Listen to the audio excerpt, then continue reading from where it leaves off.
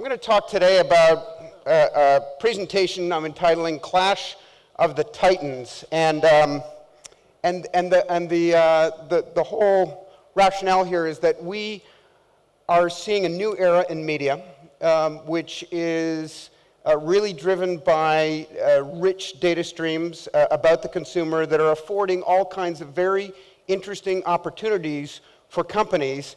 And there's a certain subset of companies that we believe are taking a sort of like an Uber presence in this sort of new digital ecosystem and building broad ecosystems to be able to leverage the opportunity. I think we fundamentally, at least in the media business, moved from selling media as an art to selling it as a science. And this has really now become so targeted that it's personalized for the consumer experience, where it's really, we've gone back to a real-time sort of push delivery, and it is extremely, the pace of innovation is so rapid that companies, as you heard earlier, are being formed and developed into 10, 20, 50, $100 billion businesses in the course of a few short years.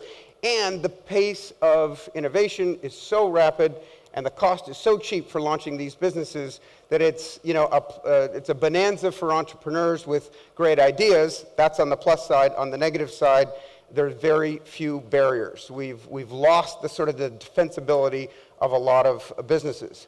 You could think of the incumbent players as being the sort of the gatekeepers, if you will. They're either going to be partners or they're going to be enemies. And so these titans have to figure out a way to either license their content, at least in the interim, or gain access to customers on their networks, or to be able to avail themselves of the rich proprietary data sets that some of these companies have. The tools with which, or the weapons I should say, that which they can utilize to do that obviously include software, that's a given.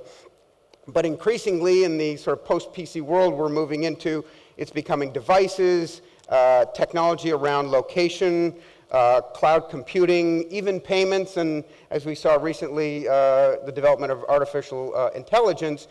And the return path is data.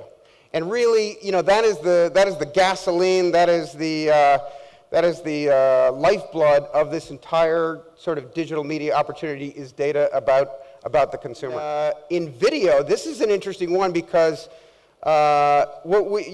if we were just to sort of map the online video space, it wouldn't be terribly interesting because there's less than $2 billion of spend in that particular subsector of that channel. But the reality is, we had to sort of draw a landscape that showed over-the-top and IPTV and linear television, because that's really the budget that all of these innovative video companies are pursuing.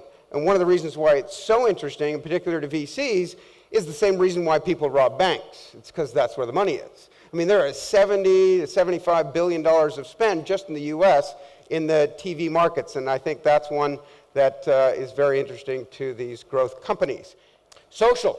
Can't have a conversation about digital without talking about the social realm.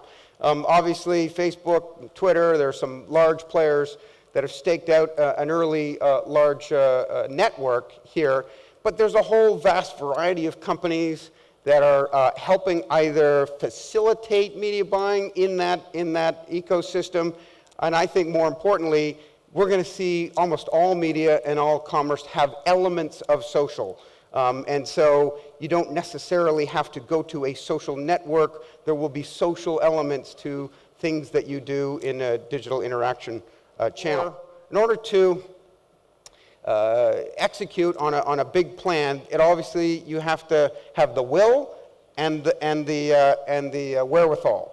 And the will comes from the vision of the leaders of these companies. I know Steve has passed, but Tim and the group at Apple are really sort of still carrying on his vision. An article in Wired sort of, I think, really nailed it a couple of weeks ago with this sense that, here are these four companies really all increasingly converging in terms of their business models. Much of it, again, driven by the visionary leaders and backed up by their market caps and cash balances. So these are companies that have both the will and the wherewithal to be able to execute these large plans.